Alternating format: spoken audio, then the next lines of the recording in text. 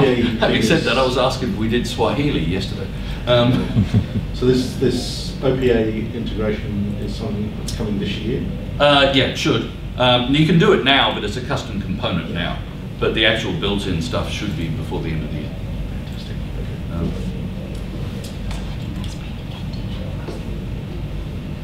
You're going to run away? I'm going to run away. Just when is your break? Next break? It depends when these people go, please give me a break. Sorry? After 5. I would say probably in about 45 minutes. All right, I'll drop by 5 minutes. Okay. See you. Yep, need to move the car. You parked out front? Well, we can all just stand out the front there. Copy variables, as the name would indicate, copies A to B. Now the nice thing about copy variables is that it doesn't have to be the same number. So if I had last question, last response, last question, so you can see here how we've got user dot. That's copying it into one of the persistent variables. So that's taking whatever the last question was and copying it into here. So if I want to start up a conversation, my first step is, does user.lastQuestion exist? Yes. Copy user.lastQuestion into user question. And that way the bot will start up again. So you use this user dot as a way of persisting across sessions or holding information around.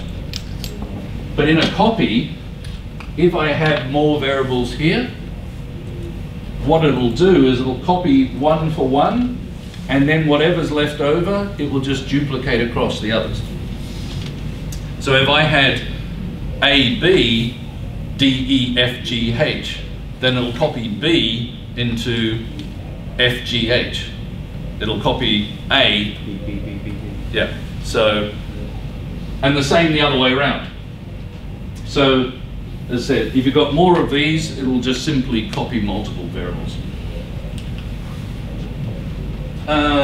Match entity, that's how we come back to do that one I was talking about with a friendly response. Rather than basing your input on an entity, base your input on a string and then match that string against the entities. So in this case, what it's going to say is this male input is a string variable. So this is the one that's being typed in, and then we're going to match it against an actual entity variable. And if it succeeds, then it's going to say, yes, there was an entity, valid entity in that string. If there wasn't, then it's going to go to no match. So this is where we can either keep going or loop back with a friendly answer. So in general, if you're going to do inputs, it's much easier to do a string input and then do a match entity, because then you can do more friendly responses, you can loop back, you can change the answers, all that sort of thing. Oops. Detect language. So this is one that you tend to put at the top.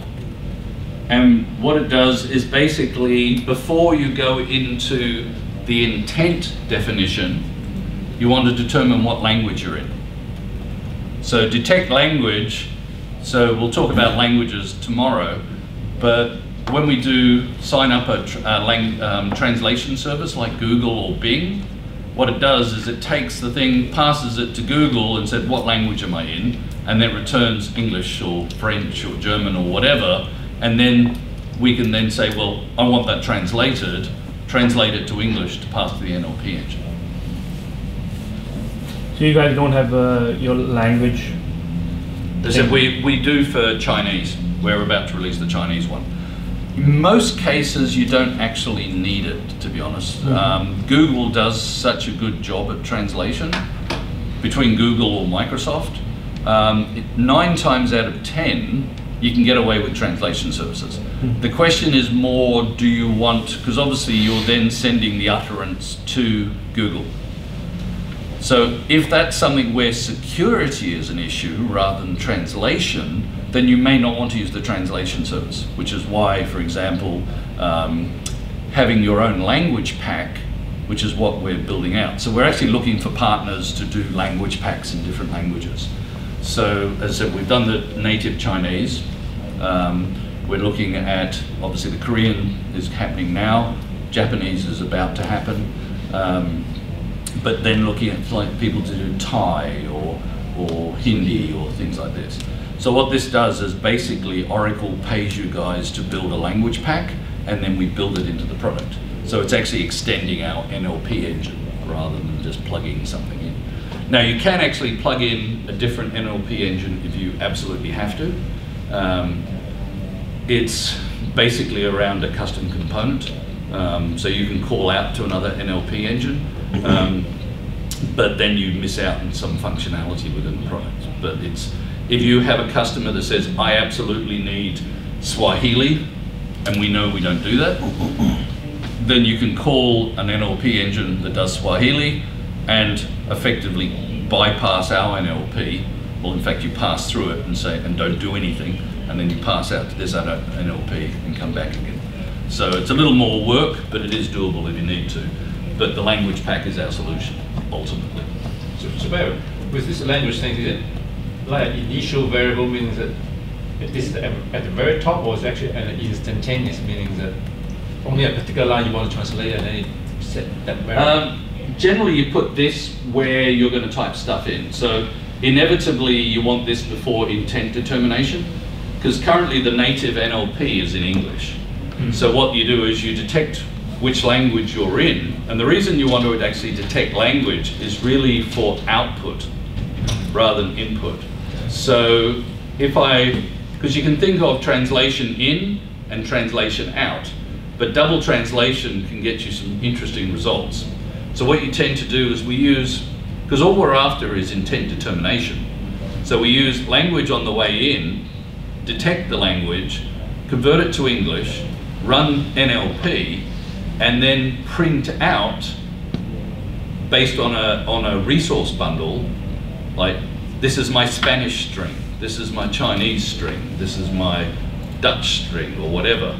So when I come to do that, it needs to know which language you came in on to print out the appropriate output. Now you can do individually. There's a global flag that says auto-translate, and what auto-translate does is translate everything on the way in and automatically on the way out. Frankly, I'm not a great fan. I prefer doing translation on the way in and resource bundles on the way out, because then you have much better control of what gets sent back to the user rather than the idiosyncrasies of the translation engine that might come up with complete gobbledygook. So in this case, what you're doing is, excuse me, you're passing in a string and getting the translated text back in a different string. And then you can use that individually. So this thing of translate input and translate output is the ability to expressly translate something as opposed to auto-translate something. So inevitably what I'll do is detect the language, step one, translate, send it to system.intent. So basically first step, what language, second step, translate the string, third step, pass it to the NLP. Likewise, if you want to reverse translate, I can translate the output, but resource bundles are a much better way of doing it. So resource bundles are fixed strings in each language, and you basically say print the equivalent language string.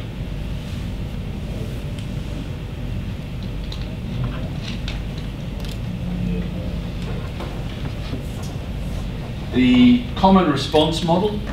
I mentioned before that we have the ability to do multiple channels.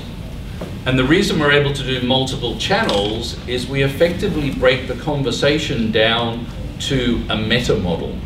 It's like a generic definition of a conversation. And that way, when I go to channel X, we take that meta model and convert it to the capabilities of the channel. So the common response model allows us to do all the fun UI stuff like carousels, cards, videos, all this sort of thing, uploading files, all this extension stuff through this meta model. So what it allows you to do is get direct access to that meta model. Now, you'll see it if you look at, in the flow, in the bots, there's the pizza bot. Have a look at that. If we've got time, we'll go into the CRC model in more detail, but it is the most complex component. It's not difficult, it's just verbose more than anything because you're defining metadata. But the nice thing is you can do some really cool things, particularly with Facebook, without having to write any Facebook code. So if I want to do a carousel in Facebook, I have to use Facebook's carousel template and effectively if channel equals Facebook, then create blur, return. Whereas here I don't. I simply define that I want a card. Type equals card or type equals carousel. So you can see that we've got cards which are vertical or horizontal. If it's horizontal, it turns into a carousel. If it's vertical, it's like stamped down the conversation. Text bubble, attachments, image, video, file. So it makes it very easy to have very interactive conversations and across channels. You'll see this when you come to do the test. Do it later on when you see try running the pizza bot in the tester and you'll see that it actually shows the images and everything in the web channel.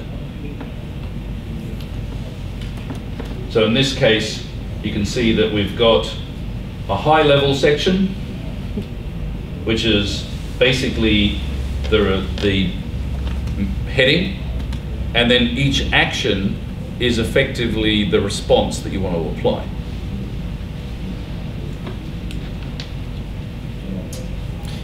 So to create that carousel, we upload the images. It's a URL. Oh, it's a URL. Yeah. So it's basically rendering the URL.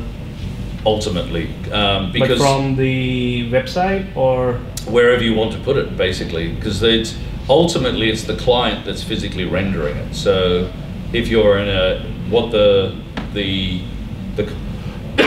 excuse me, the payload has the URL, but the client needs to be able to render. So if I'm in Facebook, it renders video. If I'm in a native text client, I can't render an image, so it'll just jump over it. So for example, if I'm doing Alexa, then Alexa, obviously I can't show a video, then it'll actually drop that out. Unless I've got one of the new high-tech dots, Spot or whatever they call no, it. it's called Echo Vision or something like that. Echo with the screen. Well, there's two. There's the big one, and then there's the. But both of them have one. that screen. Hmm?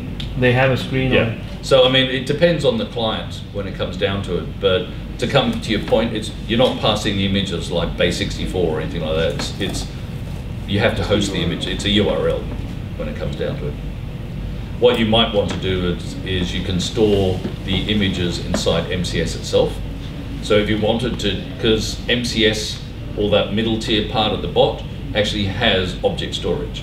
So you could actually store the images inside there and simply reference them from inside the bot. And let's say there's an ordering system which is archaic, like it's not connected to the internet. Okay, so we can't really push that order in any ways. So if it's not connect, I mean, one of the things you have to be, unless you're on a like cloud at customer or something like that, you have to expose things to the internet somehow. Now you can use things like Oracle Integration Cloud, which has an agent model where you can do an outbound tunnel as opposed to an inbound tunnel. So that exposes things as a service to MCS with the core services. So in that sense, you're effectively having a secure, well, a tunnel from, there's an agent model sitting there that's actually physically requesting stuff and then pushing it back up. So it can be done via simple XML files going in. Yeah, I mean, it depends on what your, ultimately they're REST services. So whatever you can put in a JSON document, you can pass back. So if you pass back an image as, say, a base64 string inside your payload, then your custom component can convert that back to, say, octet string and actually allow that to be a bitmap that you could actually go and render.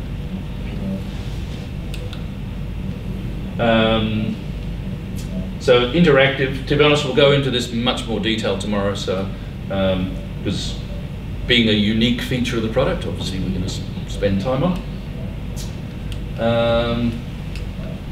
Okay.